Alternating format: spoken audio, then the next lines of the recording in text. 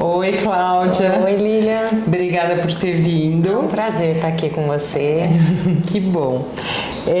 Essa é a Cláudia Ruetti. Ela tem uma história bem bonita de superação de uma fobia de voar. É isso aí. Né? Ela escreveu um livro sobre como foi a trajetória dela de superação desse medo de voar e acabou se tornando piloto. E hoje voa nos ares feliz. E eu queria que ela contasse um pouco como foi escrever o livro, como chama o livro, eu já li o livro, na verdade. Bom. Mas a capa do livro é bem emblemática, depois ela vai mostrar para vocês aqui. É bem legal a capa, que mostra, é uma fotografia bem bonita, chama Sem Medo de Voar. O céu é o limite. E a Cláudia está com esse livro disponível onde, Cláudia? Na Amazon. E como faz? Quem quiser comprar, como faz? Por enquanto, ele só está na configuração digital. Na Amazon, se você colocar Sem Medo de Voar, o céu é o limite, você encontra o livro, está disponível lá. E talvez no ano que vem a gente já tenha a configuração física do livro. Que bacana, que legal. Você está feliz? Tô muito feliz, até contando um pouco antes sobre o livro, né? E depois a gente conversa sobre a questão da história que tem no livro, mas escrever um livro não é tão fácil. Se a gente acha que é difícil aprender a pilotar, para mim escrever um livro eu acho que foi até mais difícil. Assim, complicado, mas muito bom, foi muito gostoso e gratificante escrever, poder compartilhar com as pessoas essa história de toda a minha trajetória, de tudo que eu passei, degrau por degrau, enfrentando o medo, conhecendo um pouco mais sobre ele e tendo essa ideia de encarar e me tornar piloto. Que bacana, que bacana. Então hoje a gente vai conversar um pouco sobre isso, sobre o medo de voar, que na verdade é uma fobia, porque a gente tem um medo que é natural de todo ser humano, que ele tem como principal objetivo te preservar a vida. É um medo natural. Depois existe uma fobia, que a fobia o que é? É um medo exacerbado, irracional de alguma coisa específica. Então, a hora que você tira o objeto da fobia, o medo automaticamente passa. E tem o outro que é o pânico, que é um medo exacerbado, irracional, mas não tem um objeto definido. Então fica aquela sensação de angústia o tempo todo.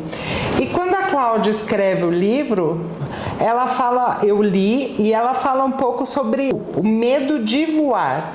Então é uma fobia de voar. E eu sou psicóloga e eu queria entrar um pouco nesse assunto com a Cláudia, querendo entender como era esse medo para você, o que você sentia. Tá, então, eu no início, sou, como a gente conversou antes, de uma família de pessoas que voavam muito. Minha mãe não é brasileira, nasceu na Argentina, então desde criança eu ia visitar meus avós, muito criança, e eu adorava voar. Depois meu pai e meus tios tiveram aeronaves pequenas e eu adorava que eles me levassem passear também. Então, sair do chão para mim, voar, era muito gostoso quando eu era nova. Quando eu tinha mais ou menos uns 26 anos de idade, comecei a ficar apreensiva com o avião comercial, comecei a me sentir desconfortável dentro do avião quando ele decolava, e isso foi desenvolvendo um medo em mim. Insegurança, o barulho do avião me trazia insegurança, qualquer turbulência me trazia insegurança, e eu achava que ia ficar por aí. Com o passar dos anos, essa insegurança foi se tornando uma fobia e meu coração acelerava. Eu tentava pensar em outra coisa, não conseguia. Eu levantava para ir ao banheiro para me distrair, mas não podia, tinha que voltar a sentar. Eu cheguei, até menciono no livro, a minha filha mais velha cantava comigo. Eu tentava ao máximo me distrair, mas isso era momentâneo. A viagem para mim, assim, era um calvário. Eu não deixava de viajar. Eu ia, mas eu ia me sentindo mal a viagem toda e assim, tentando me distrair, não conseguia. Então era uma sensação difícil e eu tinha um pouco de me sentir impotente, tinha vergonha do meu medo. Posso imaginar? Eu não queria que ninguém percebesse todo esse medo que eu tinha, mas estava lá. Eu fico imaginando como era para você, numa família de viajantes, porque seus pais, você sempre viajaram. Você tem avós, tinha na época, né? Avós fora do Brasil, e você tinha que viajar. Nas férias, seus pais sempre gostavam de viajar, você conversou comigo antes, você sempre gostava de viajar. Como era essa sensação diante da família? Você disse que tentava esconder, mas era possível?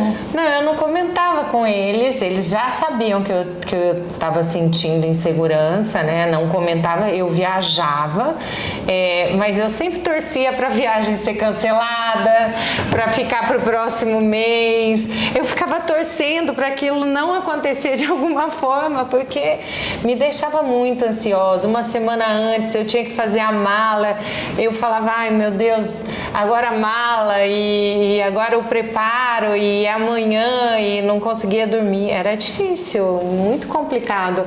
Eu até fazia uma terapia. Tinha uma terapeuta na época, a gente tentava cuidar disso, mas era muito difícil, muito complexo, e entrar nesse âmbito para mim era, não, eu me viro, qualquer hora eu vou conseguir lidar com isso, sabe? Eu não entrava, não mergulhava, eu tentava fingir que isso, ok, era o único defeito que eu tinha. Né? Somos super poderosas, né? Deixa pra lá. Na hora eu me viro. E não era bem assim. Na hora eu ficava bem mal. E quando foi que você virou essa chavinha? Então. É que a coisa foi piorando um tanto, que uma vez eu fui daqui para Portugal rezando Ave Maria sem parar.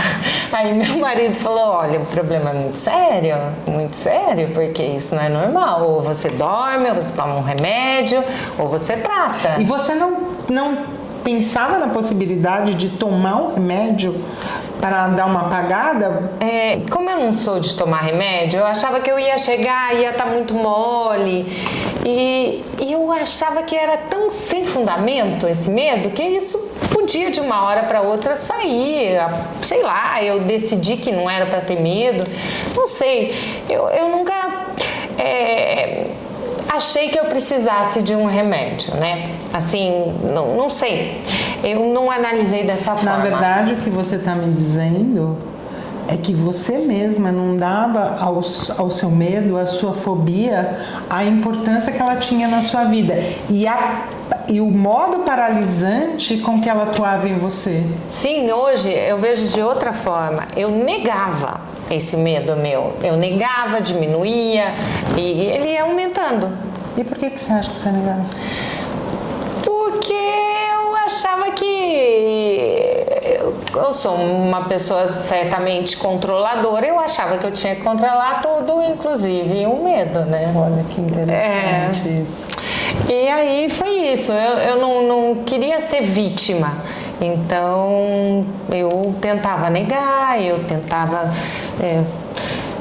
driblar, mas realmente chegou um momento que eu tive que procurar ajuda, que eu acho hoje, depois que eu escrevi o livro e depois de toda essa história, eu acho que é a primeira coisa que a gente tem que fazer antes dela se tornar uma coisa que nos paralisa, porque é super comum a gente ter medo de alguma coisa, é natural a gente ter medo de alguma coisa, é uma proteção. A gente só precisa dar a esse medo o tamanho que ele tem que ter, com ajuda. né? Sim, porque é irracional. Quando ele vai aumentando, ele vai ficando muito grande, ele acaba sendo irracional e exacerbado. De um tamanho que você perde totalmente o controle disso, né? Sim. E como que foi essa... Você disse que foi para terapia, você tentava com uma psicóloga cuidar desse medo, não funcionou muito. E aí o que você fez? Então, o medo de avião, ele é muito comum. Muita gente tem.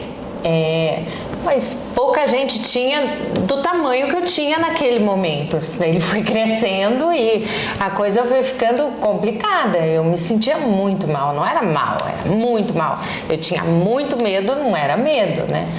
Então, a minha terapeuta me aconselhou, ela falou, olha, eu tenho um conhecido que trata esse tipo de fobia com programação neurolinguística e uma paciente minha já ficou muito contente. Aí eu vi uma porta, né? Falei, gente, eu quero me dar o telefone, vou amanhã.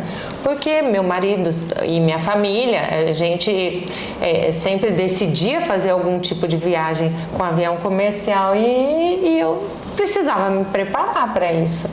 Então eu comecei essa terapia, correndo. E aí? E aí? É engraçado porque a gente às vezes na psicologia a gente tem parceiros que trabalham com a gente e essa junção é muito legal porque acaba somando força, né? Sim, é uma composição, né? Uma composição que soma força. Porque não é tudo que você vai lá tratar com ele, você vai tratar pontualmente uma questão. Uma coisa uma específica. E aí o que ele falou pra você que você... Bom, no primeiro dia a gente conversou e ele falou, você tem medo de quê? Aí eu falei, eu tenho medo de morrer, do avião cair e morrer. E ele falou assim, e se morrer? Aí eu fiquei lá pensando, né? Como assim? E é verdade, ele falou assim, nossa, você vai entrar no avião e vai ficar pensando a viagem inteira, 9 horas de viagem, que algo pode acontecer. Será que faz sentido? E aí eu comecei a desenvolver uma parte racional sobre o meu medo irracional. E a ter um pouco mais de crítica sobre o meu comportamento. E isso não é fácil, muito menos de uma hora para outra, mas eu fui desenvolvendo com ele essa visão racional e que foi me dando forças. Porque na verdade não tem o controle, né? A gente acha que tem, mas não tem o controle, é zero em relação a uma aeronave que você está dentro. Sim, eu imaginava que eu ia ficar muito consolada com a certeza de que nada iria acontecer. E não é por aí. A volta é uma outra volta. É a razão mesmo sobre possibilidades e sobre enfrentamento e sobre o que acontece na realidade, né? Sobre o voo em si, o medo do outro lado e tudo mais. Então, quando você olha aquilo de fora com uma pessoa que te faz ter crítica daquele momento, eu acho que você consegue isolar e tirar o sentimento e falar, nossa, mas é isso mesmo. É complicado, mas é uma construção. É uma construção. E muita vontade de superar, né? Porque existia em você um desejo genuíno de acabar com esse sofrimento, né? Sim, mas aí que eu falo que quando alguma coisa te paralisa e te deixa para trás, eu acho que outras coisas podem acontecer te deixando também um pouco na retranca, sabe? E o que eu vi era que eu estava perdendo toda aquela minha energia de ir para frente por conta de algumas coisas que olha, será que pode acontecer isso? Refém. Na verdade é refém. Então né, eu falei, não, eu acho que eu não quero isso. Eu acho que eu quero enxergar o mundo de outro jeito, eu quero ter um outro conceito das coisas. Então, por isso que eu procurei ajuda e comecei a desenvolver. Aí, quando você busca ajuda e você começa a entender que o seu medo era irracional e você começa a trazer a razão para todo esse medo, mas daí da onde vem a ideia de voar? de se tornar piloto? Bom, agora falando um pouco sobre essa parte do irracional e o racional, eu queria comentar um pouquinho que até no início da minha terapia de programação neurolinguística com o terapeuta, a gente conversou muito que eu sou uma pessoa muito sensível, sabe? Me coloco muito no lugar do outro e não tinha muito bem desenvolvida a minha parte racional. E isso foi um dos temas que a gente começou a desenvolver um pouco mais tarde, né? Porque eu já não era tão jovem, tinha na época 30 e poucos anos, não mais até, 40 e poucos anos, e comecei a desenvolver isso e foi muito interessante, porque isso vai te trazendo forças para outras coisas, né? Então você vai se fortalecendo, você vai se defendendo melhor das coisas, né? Então a gente não é um tripé, mas a gente tem as nossas estruturas e a nossa base. Se alguma das suas estruturas estão frágeis, você acaba capengando. Então, você tem que ver o que é que está frágil. Vamos tentar melhorar. Não precisa mudar totalmente. Acho que cada um tem sua personalidade e tudo mais. Mas eu acho que o que a gente puder fortalecer durante a vida e melhorar, eu acho que só vai engrandecer a pessoa que a gente é e a gente vai viver melhor. Então, essa foi a sensação que eu tive quando eu procurei ajuda. Puxa, eu tô manca aqui, eu preciso resolver essa parte. Vamos lá. Então eu fui correndo atrás, e só que não é de uma hora para outra. Você fala, será que eu vou conseguir? Você vai indo. E a terapia durou mais ou menos uns 6 meses. E quando terminou, ele falou, pronto, terminou. E eu ainda achava que tinha medo de avião. Eu falava, ué? Como assim? E a gente fortaleceu essas questões de eu me tornar mais racional, né? Enxergar a coisa com mais razão. Então, aquilo vinha no meu cérebro, não, tá tudo ok, esse barulho é normal, isso aqui é ok, eu tô indo chegar lá, eu tô indo para tal lugar, e daqui a pouco eu estarei lá. E aí isso foi me deixando cada vez mais tranquila, e cada viagem que eu fazia era uma viagem melhor. Ah, é? Do mesmo jeito que o medo, quando começou, ele foi aumentando, tomando uma proporção paralisante. Depois da terapia de 6 meses, ele foi diminuindo. Foi gradativo. Não virei a chave de um dia para o outro. Tá, eu não do virei mesmo a chave. jeito que não virou a chave do dia para o outro. Na ida.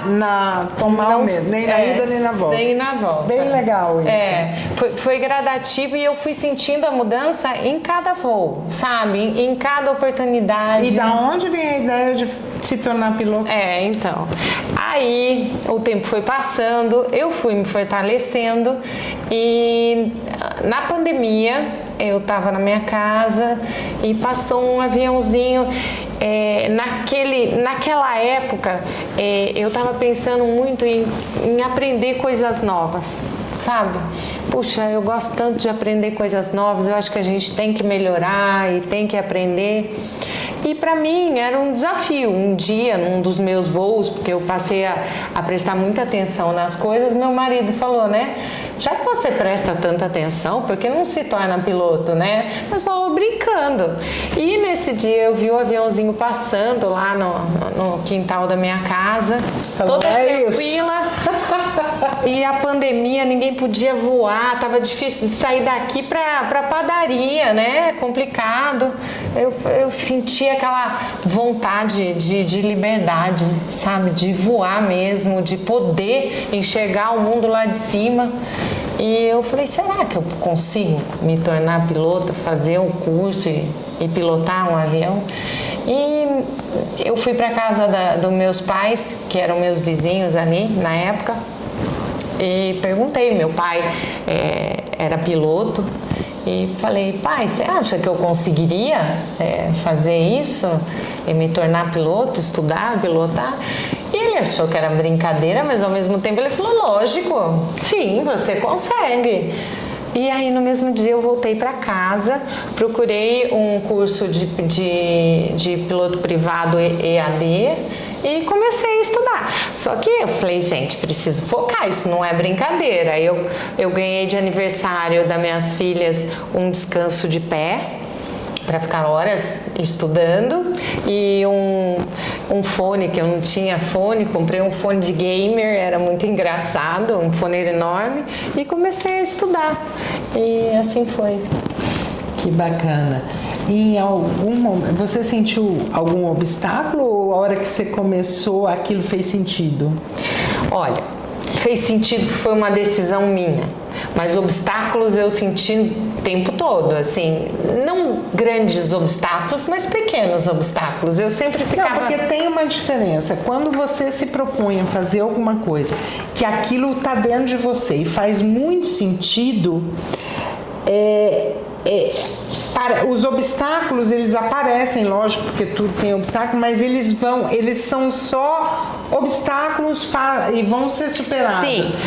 Mas você pensou em desistir? Nunca. Assim, obstáculo grande o suficiente para você pensar em desistir? Nunca pensei em desistir, nunca.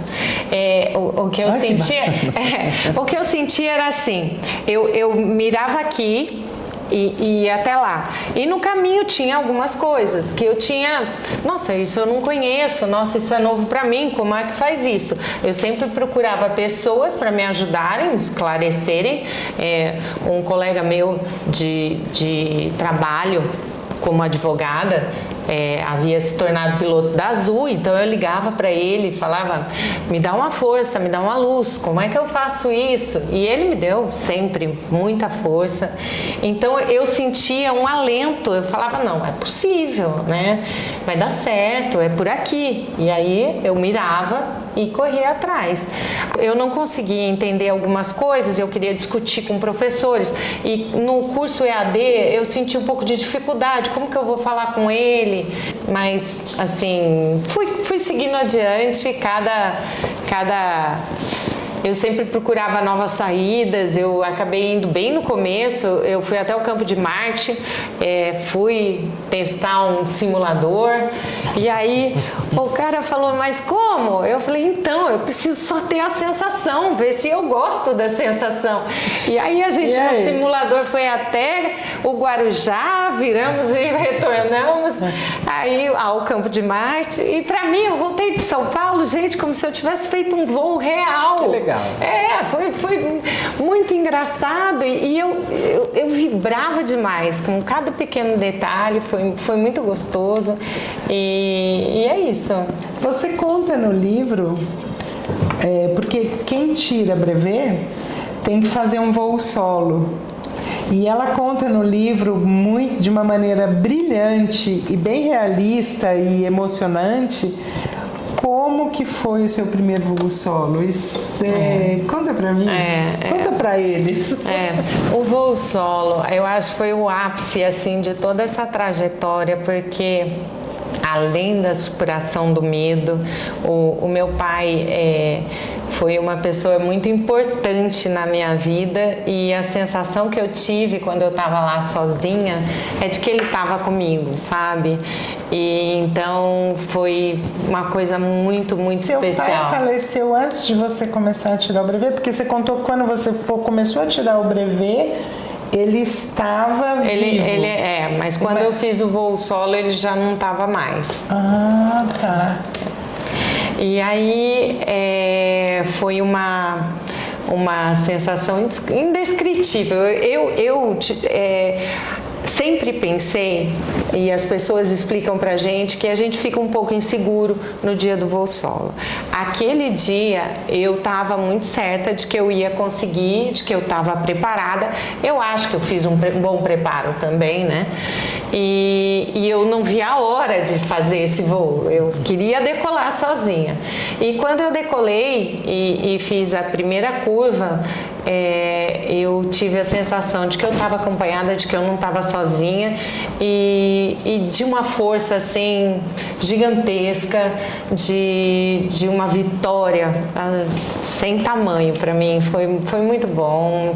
foi muito gratificante e eu desfrutei cada segundo daquele voo.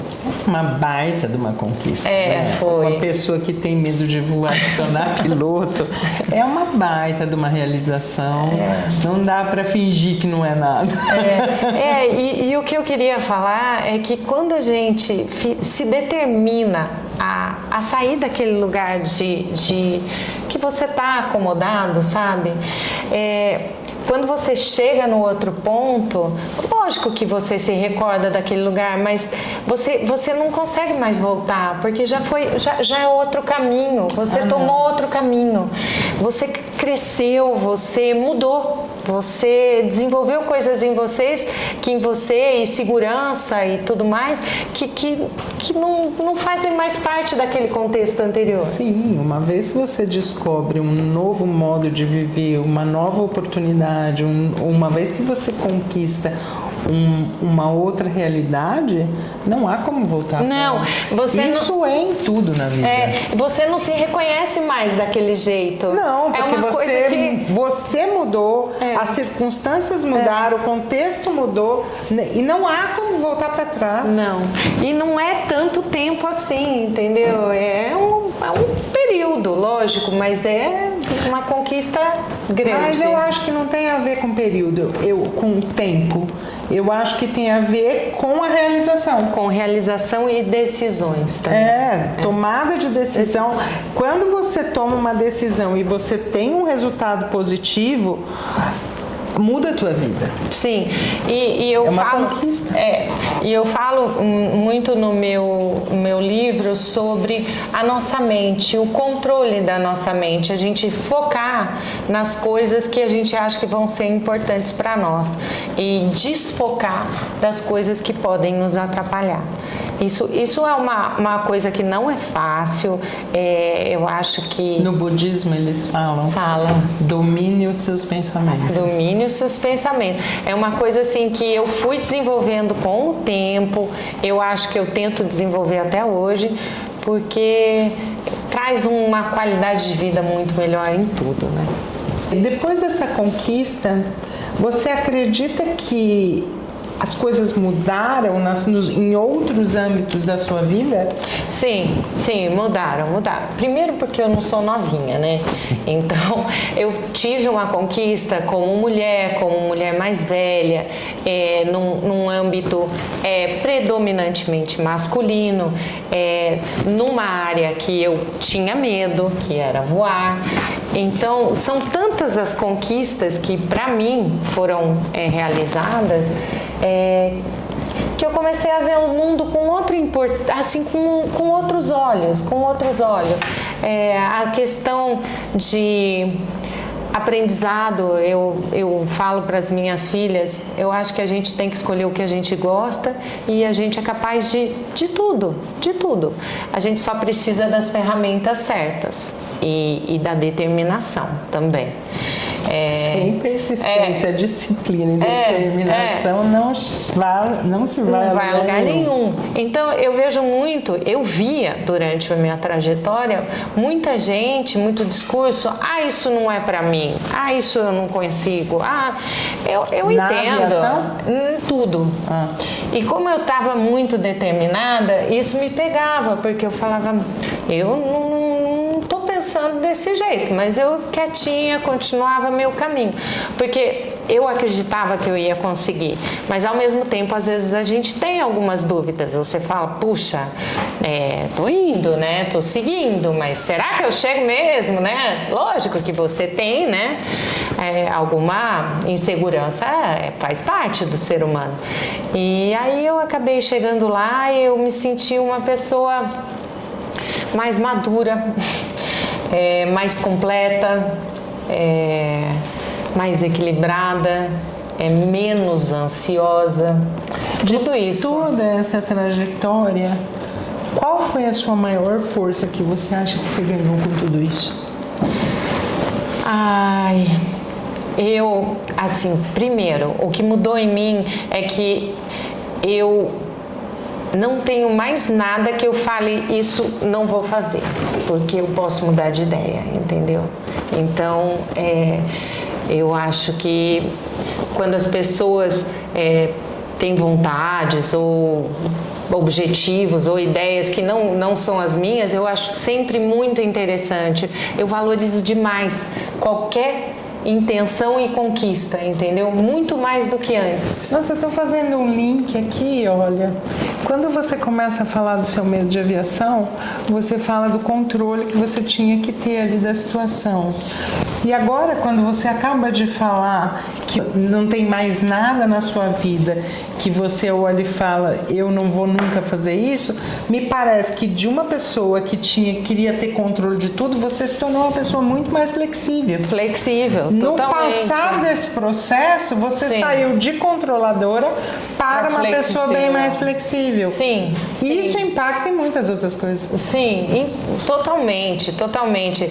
Eu acabei me tornando uma pessoa muito mais observadora, menos julgadora e muito positiva, e ao mesmo tempo eu acredito, eu enxergo as pessoas como pessoas que têm potencial para desenvolvimento, todas. Muito mais empática, né, também. Sim, empática, e eu acredito assim, todas as pessoas têm potencial, todas, sem exceção.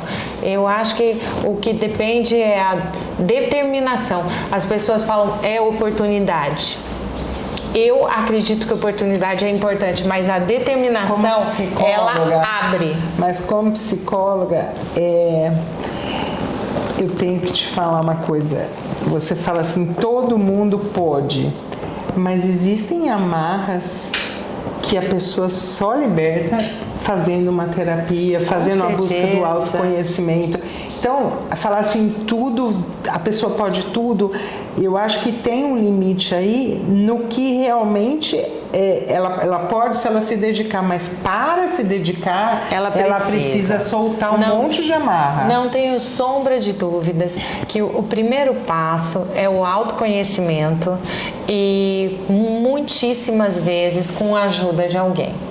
Capacitado, de um psicólogo, um terapeuta. A pessoa conhecer o que te prende para poder se libertar. Sim, né? Sem dúvida nenhuma. Se você não conhece. Até para saber o caminho que você toma, porque senão a gente pode se perder. Eu acho que o amadurecimento através da terapia é uma coisa muito importante. Mudou tua vida. Mudou. O que você gostaria de passar para uma pessoa que tem algum medo exacerbado, irracional?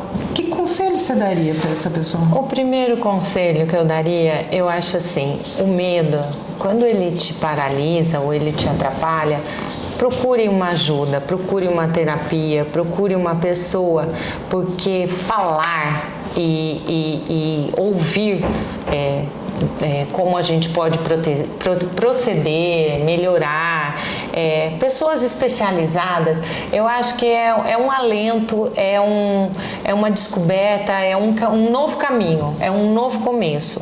Esse é um início. E depois disso, eu acho que a gente vai conquistando as próximas fases do nosso amadurecimento. Mas eu acho que o meu maior conselho seria, se você tiver qualquer tipo de coisa que te atrapalhe, procure ajuda. É muito importante. Foi muito importante para mim. Clau, eu agradeço muito. Obrigada, foi um prazer. Foi muito bom conversar com você. Também adorei. E saber da sua história é muito bacana. Obrigada. Eu fico muito feliz com a sua superação. Obrigada, obrigada.